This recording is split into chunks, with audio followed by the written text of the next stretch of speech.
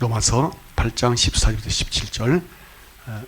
일어나서 다리 불편하지 않는 분들은 일어나도 괜찮습니다. 로마서 8장 14절 17절 우리 함께 읽을까요? 다시 시작. 무릇 하나님의 영으로 인도함을 받는 사람은 곧 하나님의 아들이라. 너희는 다시 무서워하는 종의 영을 받지 아니하고 양자 영을 받았으므로 우리가 아빠 아버지라고 부르짖느니라. 성령이 친히 우리의 영과 더불어 우리가 하나님의 자녀인 것을 증언하시나니 자녀이면 또한 상속자 곧 하나님의 상속자요 그리스도와 함께한 상속자니 우리가 그와 함께 영광을 받기 위하여 고난도 함께 받아야 할 것이니라. 아멘. 앉으겠습니다. 오늘 본 말씀 중에서 요즘 말씀 16절을 제가 읽겠습니다. 성령이 친히 우리의 영과 더불어 우리가 하나님의 자녀인 것을 증언하시나니. 오늘 본 말씀을 가지고 우리가 하나님의 자녀임을 증거하시는 성령님이라는 제목으로 우리가 말씀을 듣도록 하겠습니다. 함께 따라 하시겠습니까? 우리가 내가 하나님의 자녀임을 증거하시는 성령님. 우리 성도님들, 내가 하나님의 자녀임을 믿죠. 내가 하나님의 아들이다, 하나님의 딸이다. 그래서 우리가 믿어야 됩니다. 또 믿어지게 됩니다. 왜요? 성령님이 우리에게 오시면 그래요. 우리 한국에 소설의 신이라고 불리는 작가가 있습니다. 야구의 신, 엄청나게 잘하는 사람, 아주 기발하게 하는 사람을 음악의 신, 탁구의 신. 요즘 우리 에스더 사모님이 탁구의 신이 되려고 그래요. 이제 그렇게 불리죠. 지금부터 한 100년 전에 활동했던 근대 문학 대표 작가가 있어요. 그분 이름이 김동인이에요. 소설가 이름이. 우리 사람들의 그 부조리한 그 실존, 우리가 살아가는 어떤 모습, 이것을 서정적으로 굉장히 잘 묘사한 천재급 작가예요. 저도 그분의 작품을 읽으면 깜짝 놀라요. 그런 어떤 그 묘사를 해내는 건 세계에서도 드문 작가예요. 정말입니다. 저도 많은 작가의 작품을 읽어봤지만 그렇게 기발해요. 그런 분들이 우리나라에 있어요. 그분의 그 작품 중에 그 발가락이 닮았다라는 단편소설이 있습니다. 발가락이 닮았다. 그 주인공 노총각이 이 방탕한 생활을 하다가 그 성병을 얻었어요. 그 때문에 그 생식 능력을 상실했습니다. 그런데 결혼을 해서 아기를 낳았어요. 아들을 낳았어요. 엄청 좋아했겠죠. 그가 자기 친구 의사와 함께 이 갓난 아들에 관한 이야기를 서로 나눴어요. 그런 중에 갑자기 그가 뜬금없이 묻지도 않은 말을 했습니다. 자기 아들이 자기 할아버지를 닮았다는 거예요. 이 주인공 얘기가 노총각이 이제 결혼했으니까 노총은 아니죠. 자기 아들이 자기 할아버지를 닮았다는 거예요. 그리고 아들의 가운데 발가락이 자기 것과 닮았다는 거예요. 딴 데 얘기한 게 아니고 코가 닮았니 어디 얼굴이 닮았니 눈이 닮았니 한 게 아니라 발가락이 닮았다는 거예요. 그래도 가운데 발가락이 굉장히 우습죠. 그 소설의 이제 내용 뭐냐, 그 주인공이 말한 것은 자기 아내가 바람 피운 것을 굉장히 애써서 인정하고 싶지 않고요. 자기 아내가 바람 펴서 그 아기를 뵌 거예요. 근데 그걸 인정하고 싶지 않다는 거죠. 그리고 자기 아들이 자기 싫어하는 것을 스스로 그 쇠뇌시키려는 그 주인공의 그 심적 갈등을 굉장히 잘 묘사하고 있어요. 그거 웃음이 나고요. 애처로워요. 그 코믹하면서도 굉장히 애처로운 내용입니다. 그렇게 잘 표현했어요. 이게 작가는 그래요. 그래야 된 거예요. 사람들은 대부분 아기가 태어나자마자 제일 먼저 뭐예요? 아들인지 딸인지 먼저 확인하죠. 그 다음에는 어때요? 혹시 신체가 정상인지 아닌지를 살펴봅니다. 제 아내가 우리 고은이 딸 낳았을 때 여보 손가락이 몇 개인가 세보라고. 왜냐면 그 전에 감기가 드는 거 먹었어요. 모르고 애기 뵌지 모르고 먹었어요. 그 때문에 이제 굉장히 좀 두려운 마음으로 여보 손가락 몇 개인가 세보라고. 얼마나 무서운지. 그래서 성질 급하거나 의심 많은 부모는 갓난아기가 누구를 닮았는지 살피기도 한다 합니다. 그 어린애가 자기 부모의 자녀라는 그 증거는 수없이 많습니다. 첫째 뭐예요? 호적에 등재된 거. 또 둘째 외모나 어떤 성격, 기질 등이 닮습니다. 그렇죠? 여러분들 나서 보면 경험 알죠? 요즘에는 또 유전자 검사로 친자 확인을 하기도 합니다.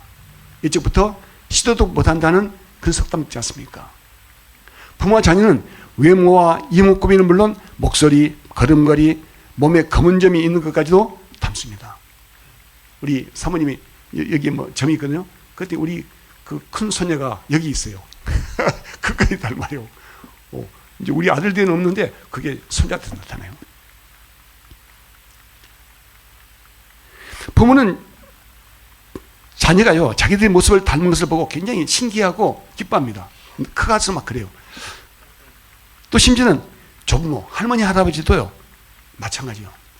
그래서 자기 자녀들, 그 손주들 사진을 어때요? 카톡 프로필에 막 올립니다. 보면 재밌어요.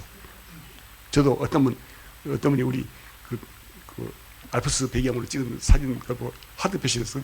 보니까 누군가 했더니 우리 두 분이 이렇게 올렸다고 하트 표시했어요.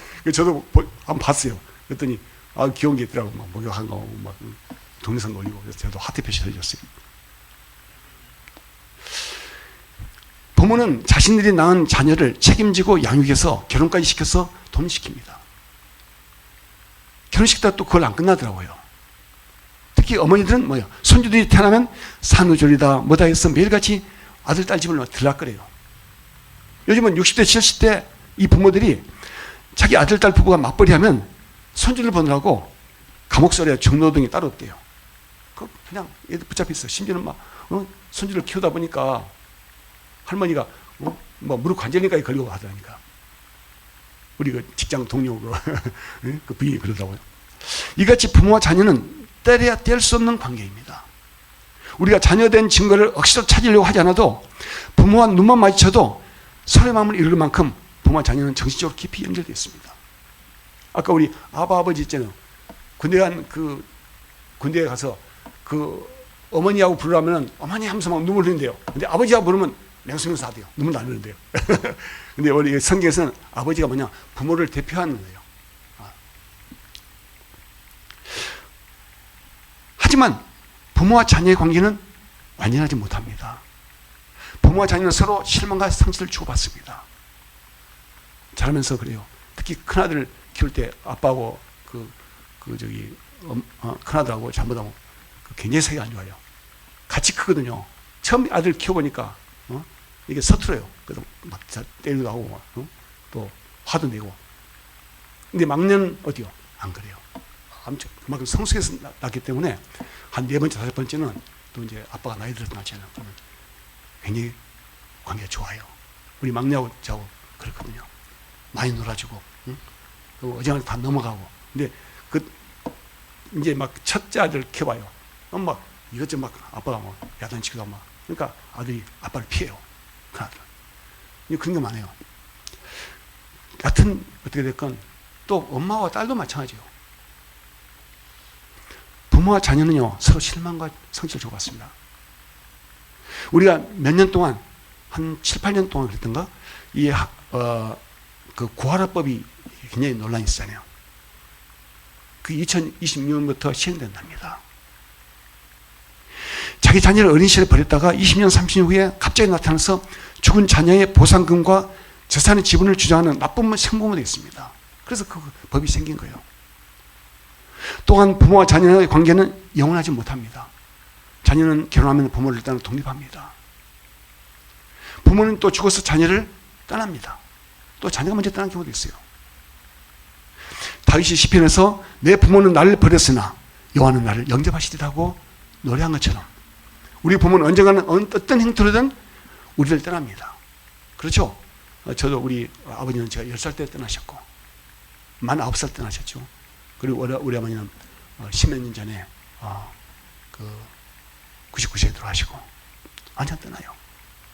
하지만 하나님 아버지는 우리가 죽어서 그 품에 안길 때까지 성령으로 우리와 함께 하시면서 우리를 돌보십니다. 오늘 이 본 말씀이 이제 그겁니다. 우리에게 성령이 임하시면 우리는 하나님의 살아계심을 깨닫게 됩니다. 나에게 성령이 임하시면 하나님의 살아계심을 깨닫게 돼요. 우리의 이성으로는 도저히 이해할 수도 설명할 수도 없는 일입니다. 우리에게 하나님의 성령이 임하시면 우리는 자신도 모르게 하나님을 아빠라고 불러요. 오늘 나오죠. 어디요? 성령께서 우리가 하나님은 아버지, 아빠예요. 그 아빠입니다. 우리말 아빠예요. 그 옛날에 그 아람어로 아바요. 그리고 그 히브리어는 아부입니다. 우리말은 아빠요. 비슷하죠? 세계 언어가 비슷해요. 엄마도 그래, 마마, 이렇게. 맘마. 그래서 우리에게 성령이 임하시면 하나님은 아빠, 아버지를 부르게 되는 거예요. 나와는 아무런 관계도 없었고 알려고도 하지 않았고 찾지도 않았던 그 하나님, 천지를 창조하신 그 하나님을 아빠, 아버지로 부르게 된다니까요. 우리가 하나님의 아들, 딸이 되었다는 가장 확실하고 최종적인 증거는 우리에게 성령이 오시다는 겁니다. 우리 예수님이 십자가에서 못 박혀 죽으신 것도, 예수님이 십자가에 죽음에서 부활하신 것도, 또 하나 예수님이 하늘로 올라가신 것도 결국은 우리에게 성령님을 보내시기 위함이었습니다. 하나님께서 우리에게 성령을 보내시기 위해서 외아들 예수 그리스도를 십자가에서 죽게 하시고 또 3년 만에 다시 살아나게 하시고 또 하늘로 올라가게 하셨어요. 하늘로 데려올라 하시다 하나님께서. 왜요? 우리에게 성령님을 보내시기 위해서. 누구 대신요? 예수님 대신에 성령을 보내시기 위해서 우리 하나님께서 친히 외아들 예수 그리스도를 죽이시고 부활하게 하시고 하늘로 데려올라 하신 거예요. 우리 예수님은 이 땅에서 살으실 때 제자들에게 분명히 말씀하셨습니다. 예수님이 돌아가시 전날 밤에 제자들에게 유언하셨어요. 유언. 그 유언이 뭐냐? 내가 떠나는 것이, 그러니까 이 세상 너희를 떠나는 것이 너희에게 유익이라. 내가 떠나지 아니하면 보혜사가 누구냐? 보혜사 성령이요. 보혜사가 너희에게 오시지 아니할 것이요. 내가 가면 하늘로 올라가면 내가 그가 누구예요? 보혜사 성령이며 성령을 너희에게 보내시느니 이렇게 말씀하셨어요. 그래서 예수님이 부활하신 지 50일째 되는 날 하나님 아버지는 이 땅에 예수님 대신에 성령을 보내셨습니다. 할렐루야. 그래서 여러분 지금 현재요 성령님이 여러분과 함께 계시고 여러분이 성령과 함께 계세요. 지금 2000년 전에 육체로 계셨던 예수님, 하나님의 아들 예수님은 안 계세요. 이제 그분 대신 누가 오셨어요? 성령이 오셨습니다. 우리 성도님은요, 우리 교회 성도님은 이 확실한 있잖아요. 삼일체 하나님을 알게 되는 거예요. 삼일체 하나님의 역할을 알게 돼요. 다른 교회 교인들한테 물어보세요. 미안합니다. 오늘 이 동영상을 듣는 사람들 뭐 기분 나빠할 수도 있는데 또 목사님도 마찬가지요. 이 삼일체 하나님을 잘 몰라요. 이렇게 정확하게 그 역할을 몰라요. 근데 우리 성도님은 제가 이제 여러 번 설교하셨고 오늘 또 다시 한번 제가 새로 오신 분들을 위해서 또한 이 말씀을 전합니다.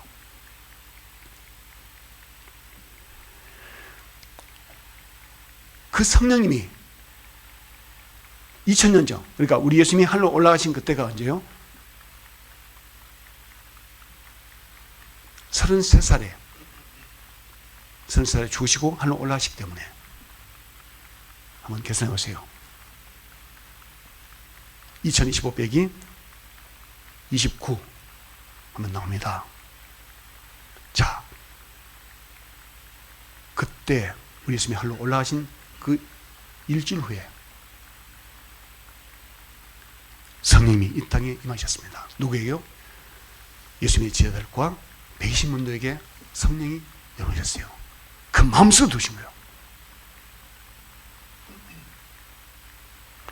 그러자 예수님의 제자들은 예수님이 하나님의 아들이요 이 세상을 구원하신 그리스도이심을 깨닫고 그때부터 줌을 두르지 않고 복음을 전했습니다. 예수님을 전했어요. 그제 무슨 벌벌을 떨었어요. 예수님의 부활을 보고 나서도 그렇죠? 그들이 문 꼭 잠그고 숨어 있었어요. 그런데 그들에게 하나님의 영, 예수님의 영, 그 성령이 오시고 나서는 그들이 확 어떻습니까? 마가다락방 문을 박차고 나와서 복음을 전하기 시작한 거예요. 그리고 또 성령님은 예수님을 핍박했던 사도 바울, 그를 변화시켜서 전도자 바울로 사용하셨습니다. 그 성령님이 마가의 다락방에 모인 지하들에게 내리신 후로 지금까지 2000년 동안 하늘의 별같이 수많은 영혼들을 하나님의 자녀로 불러서 교회를 세웠습니다. 오늘날 우리 한반도에 살고 있는 우리에게까지 하나님의 은혜가 그 성령을 통해서 베풀어져 있습니다. 지금부터 140년 전에 그 성사에 들어와, 미국의 성사에 들어와가지고 예수 그리스도를 전했습니다. 바로 뭡니까? 예수님을 전하는 그 순간부터 성령이 임하기 시작한 거예요. 그래서 지금 우리나라에 몇 명이요? 그동안에 많은 사람들이 믿고 돌아가셨지만 지금 현재 약 한 1000만 명 이상, 지금 많이 줄었습니다. 또 가족까지 합치면 모르겠어요. 성령님이 우리에게 임하시면서 우리와는 전혀 상관없던 예수님이 그래서 우리의 주님이 되셨어요. 그리고 천지를 창조하신 하나님이 우리의 아버지가 되셨습니다. 놀랍죠? 따라하세요. 천지를 창조하신 하나님의 아버지께서 나의 아빠가 되셨다. 또 하세요. 또 따라하세요. 하나님의 아들 예수님이 나의 주님이 되셨다. 좀 이따 있잖아요. 우리가 어떨 때 하나님 아빠라 부르고요, 어떨 때 주님이라 불러야 되는가를 제가 말씀드릴게요. 우리가요, 이 세상의 깊은 학문이나 큰 권력이나 부귀영화로는 절대로 하나님의 자녀가 될 수 없습니다. 오직 성령님이 우리에게 임하시면서 우리는 하나님을 아빠라고, 아버지로 부르게 돼요. 여러분들 그냥 내 안에 성령 오셨잖아요. 그걸 느끼잖아요. 나도 모르겠대. 하나님을 아빠로 부릅니까? 아버지로 부릅니까? 또 뭐 북한에서는 하나님 아바이도 뭐 이렇게 뭐 아바이라 부른다 그래요. 아버지인가? 그리고 또 아버지라 부르고 괜찮아요. 또 우리 자매들은 아빠로 부르세요. 좀 나이 들고 이제 뭡니까 좀 느긋하면 지긋해지면 아버지 아들 아니요? 이것이 아버지라 부르면 돼요. 또 그냥 사투리로 아버지 부르면 됩니다. 저는 아버지라 불러요. 기도할 때는 이제 편의말을 쓰죠. 얼마나 좋아요. 혹시 어린 시절에 아버지하고 사이가 안 좋은 분들, 아버지가 아이고 근데 지금 내가 아버지 돼 있단 말이요. 그렇죠? 원래 그 내 아버지는 그렇게 안 만들었어요. 근데 죄가 들어와가지고 그렇게 삶을 변화시켜서 안 좋게 만들어서 나한테 안 좋은 아버지가 된 거예요. 원래 그 에덴 동산에서의 그 아담은 처음에 얼마나 하나님 같은 존재였죠. 근데 죄가 들어와가지고 같이 하와 부부가 서로 싸우고 있잖아요. 니 탓 내 탓하면서 죄가 이 땅에 들어오면서 세상이 타락하게 된 거예요. 원래 하나님이 처음에 창조하신 내 아버지는 그런 사람이 아니에요. 근데 우리 할아버지 또 증조 할아버지 그 영향을 받아가지고 그는 아버지만 배워가지고 오늘날 안 좋은 아버지 상이 돼요. 저는 우리 아버지가 51살에 났어요. 딱 50살 차이요. 그러니까 느긋하고 정말 이게 자비하심이 많은 그 상태에서 저는 태어났어요. 그래서 우리 아버지한테 제가 이렇게 있잖아요. 딱 한 대 엉덩이가 많이 인적이 있어요. 그리고 우리 아버지 너무너무 저한테 좋은 분이었어요. 근데 우리 형님네들은 우리 아버지가 안 좋아해요. 아버지 안 좋아해요. 아버지 못못다니기도 하고. 이제 저는 안 그래요. 이제 우리 아버지 보면 할아버지가 저런 분이다. 이런 확 느낌이 와요. 근데 그런 아버지를 여러분들 상상해 보세요. 또 내가 그런 아버지가 되면 되지 않아요. 어떻게 해요? 성령님이 오시면 돼요. 성령님.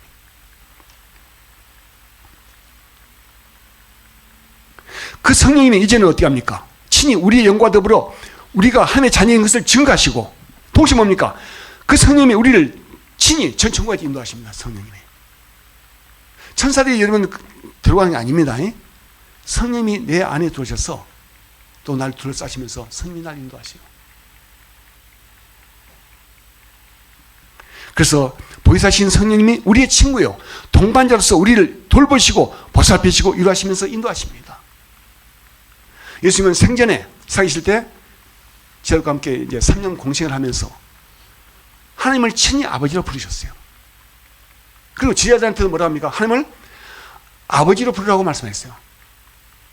그래서 복음서 곳곳이 보면 지하들한테 뭐라 했습니까? 지하들한테 하나님을 너희 아버지, your father, 너희 아버지, 또 너희 아버지, 이제 복수니까 your father, 너희 아버지, 너희 아버지 그랬어요. 와, 얼마나 좋아요. 그러면 너희 아버니까 어때요? 나의 아버지요. 따라 해보세요. 나의 아버지. 하나님은 나의 아버지요.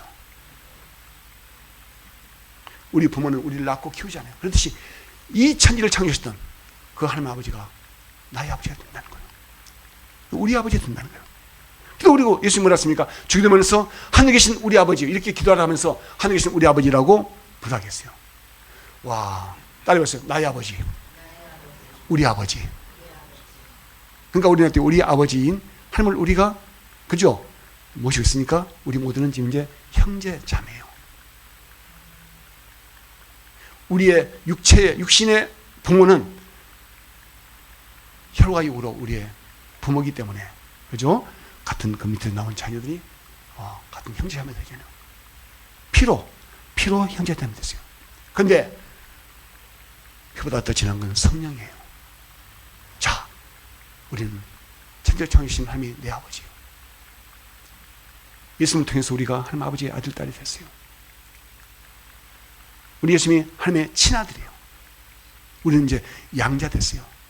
아까 보면 양자형이라고 했지, 양자형. 그 양자형. 그래서 우리가 양자 됐어요. 그래서 이제 뭡니까? 우리는 성령으로 하나님 아버지의 아들, 딸, 형제 자매 된 거예요. 할렐루야! 여러분 한번 보세요. 여러분들 이해가 안 되죠?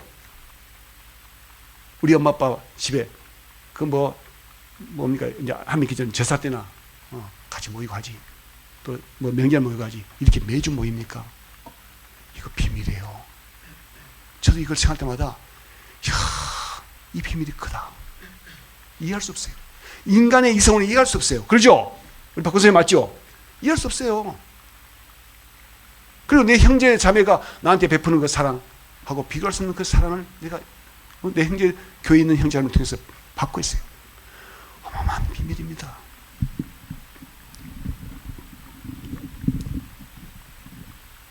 구약에 여러분 이제 구약 성경 읽으셨죠? 구약 성경에서는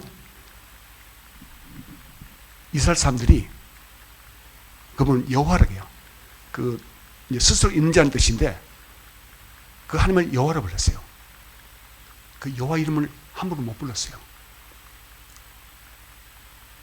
그래서 그들은 여호와를 뭐라 불렀습니까? 주님이라고, 주님. 우리말로 주님인데 그게 아도나예요. 내 주여, 내 주여.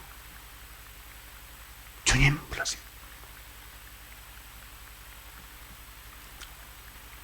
여호와 이름을 못 불렀어요. 그리고 그들은 아버지라고 부르지도 못했어요. 무서워서. 하나님이 두려운 분이에요. 그러니까 한 가지 말씀드릴게요. 옛날에 이제 구약 성경에는 양피지에 이제 말씀을 이제 이렇게 복살해요. 써요. 이렇게 베껴요. 필사하셨죠, 우리? 필살해요. 그럴 때 여호와란 말 나오잖아요. 그러면 함부로 못 써요. 여호와란 말 쓸 때 손을 씻고요. 다 기도하고 나서 다시 한번 여호와를 써요. 그 정도로 이 경외, 그러니까 그 존경하지만 두려운 분이에요. 근데 우리 친아버지는 안 그러잖아요. 우리 아버지는 좀 어렵긴 하지만 그냥 아버지하고 막 그죠? 품에 안기고 이렇게 살잖아요. 그 여호와 하나님이 우리 아버지심을 가르치신 분이 누구예요? 우리 예수님이에요. 보세요. 그 아도나이는요, 아까 얘기했죠. 그 구약성경에서 그 여호와 하나님을 주님이라, 주라 불렀잖아요. 그 아도나이는 무슨 뜻이냐면은 주 주님인데 그게 히브리어로 아돈, 주인. 그러니까 주인이 있잖아요. 주인과 종이 있잖아요. 주인과 하인이 있잖아요. 주인이라는 뜻이에요. 거기서 나온 말이 아도나이예요. 그러니까 구약 성경, 구약 시대의 사람들은 하나님과 우리의 관계를 주인과 종의 관계로 본 거예요. 종은 무서워하잖아요. 직장에서도 상관이, 그죠? 이렇게 좀 두렵죠. 그 권위가 일단 우리가 인정되니까 항상 고개를 숙이고 그 상관의 말에 우리가 복종하잖아요. 그렇듯이 하나님을 그렇게 생각했던 거예요. 그런데 그 이스라엘 사람들이 두렵게 얘기했던 그 여호와 하나님이 우리 예수님에게는 친아버지가 된 거예요. 하나님의 아들로 계셨으니까 열으시잖아요. 그래서 오늘날 성령님이 우리에게 임하시면 우리는 자신도 모르게 하나님을 아버지라고 예수님을 주님이라고 부르게 돼요. 하나님을 아버지라고 예수님을 주님이라고 부르죠. 주님.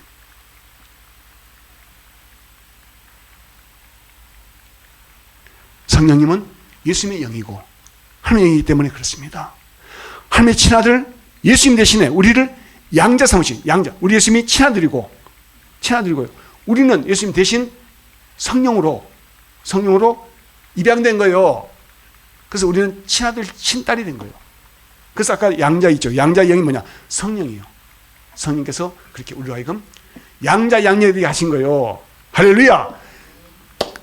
보세요. 여러분들, 이 성경의 비밀을 여러분 깨닫고 있습니다. 제가요, 제 얘기를 좀 할게요. 제가 40년 전에 이제 미국에 그 교육 가서 이제 할 수 없이 그거는 매주 이제 워낙 멀잖아요. 그러니까 우리 안 사람하고 우리 이제 아들이 교회에 이제 가서 예배를 드려야 되니까 주일마다 차 끌고 와서 이렇게 모셔다 드리고 가요. 그러면 막 그 장로님들이 붙잡아가지고 막 들어가요. 그런데 그게 습관이 돼가지고 가만 이제 당연히 같이 앉아서 예배 드리는 걸로 하고 나중에 성가대라고 했는데 가서 7개월 동안 한인교회 주일예배와 또 수요일 성경배 따라다녔어요. 따라다닌 거예요, 저는. 그냥 모시고 가야 되니까. 그래서 이제 그렇게 하니까 제 안 사람이 혹시 저한테 믿음이 생긴 줄 알고 가끔 물어봐요. 한번 하나님을 아버지라 불러보라고 하고요. 또 예수님을 주님이라 불러보라고 해요. 어이가 없더라고요. 그러니까 제가 아이 싫어 이거 하면서 고개를 내줬어요. 아니 저희 아버지가 둘도 아니고 한 분 있는데 난 저희 친아버님을 제가 우리 아버님만 아니 무슨 뭐 아버지가 둘이냐고. 그것도 내가 무슨 뭐 주님이라니까 내가 무슨 예수님의 하인이냐고. 그래서 내가 싫어해 그랬어. 싫다고. 그러다가 1985년 부활주일 예배에서 성령님이 본인에게 저한테 임하셨고 저는 그때 이후로 누가 시키지 않아도 하나님을 아버지라 부르게 된 거예요. 다른 사람들이 하나님 아버지 이렇게 기도한 거 이렇게 듣긴 들었는데 그냥 한결 듣고 한결 흘러버렸어요. 근데 성령 믿고 나니까 그 하나님을 아버지라 부르게 된 거예요. 참 희한하잖아요. 누가 시키지 않았어요.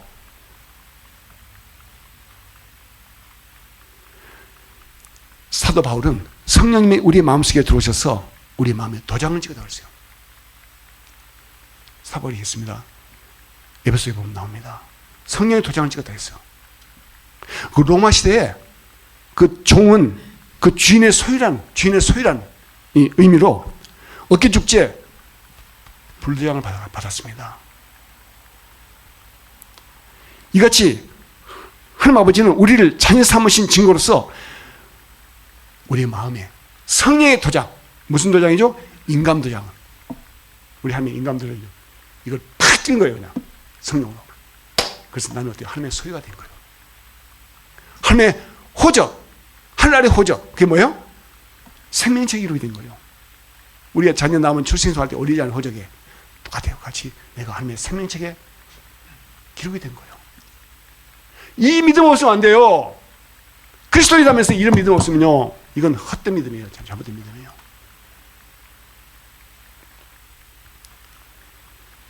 그래서 우리가 하나님의 자녀요, 하나님의 소유된 백성이라는 징표입니다. 베드로에서 나오잖아요. 우리가 뭐요? 너희는 소유된, 하나님의 소유된 백성이니. 하나님의 소유된 백성이라고요. 그러니까 바로 종이 주인의 소유가 되듯이 마치 우리가 하나님의 소유됐다는 거예요. 우리는 이 세상의 어떤 나라의 시민권과도 비교할 수 없는 하나님의 시민권을 성령 통해서 받았습니다.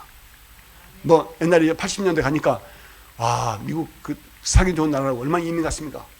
뭐 60년대부터 시작해서 뭐 어마어마하게 갔죠. 지금 한 300만 명 된다고 돼요. 그 후세까지 합치면은 한국인이 이민 20까지 합치면 한 300만 명 된대요. 그러니까 거기서 뭐 신문대에서 먹고 살고 하는 거예요. 팔리기도 하고. 근데 그때 80년 가니까 미국 시민권이 얼마 줬습니까? 세계 최고 나라 아닙니까? 그 나라 시민권 얻는 게 최고의 행복했죠. 그래가지고 가서 보니까 몰래 불법 체류하는 사람들이 있다니까요.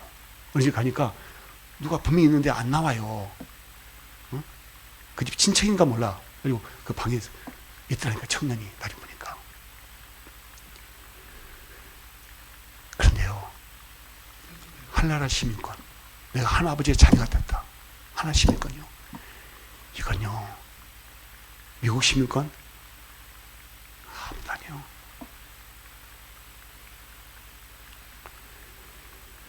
바로 그 성령을 통해서 우리가 하나나라의 시민권을 얻는 겁니다. 영원히 없어지지 않을 하나나라 호적인 생명책에 우리가 등록된 겁니다. 할렐루야! 얼마나 감사합니까? 그렇기 때문에 그 뒤에 모든 것은 하나님께서 책임이십니다. 내가 누구의 아들, 딸이 됐어요. 어떤 아버지, 어떤 어머니, 어떤 아버지, 어떤 부모님의 아들, 딸이 됐어요. 그러면 그 어머니, 아버지의 능력 안에서 내가 살아가잖아요. 그 다음에 걱정할 필요 없어요. 우리가 얼마나 위대한 신분입니까? 만약에 우리 정영규 형제가 하나님의 선택을 받았다. 받은 영혼이다. 그러면 하나님은 반드시 그를 불덩이 같은 곳에서도 건져내실 겁니다. 그가 살아서 이 땅에서 해야 할 일이 있다. 하나님 원하신 일이 있다. 하나님의 일이 있다. 그를 살리셔서 구출해서 데리고 오십니다. 그리고 하나님의 일을 시킵니다. 그런 간증이 많습니다. 우리가 이처럼 하나님의 엄청난 사랑을 입었습니다. 하나님의 가장 큰 선물인 성령을 받은 것입니다. 그 성령이 우리의 마음판에 하나님의 인감도장을 찍었습니다. 하나님 아버지의 아들딸이 되었다는 증거로서 받은 성령, 그분을 모시면서 저 지금 가실 때까지 성경에 붙들려 살아실 예수님을 간절히 축원합니다. 기도합니다.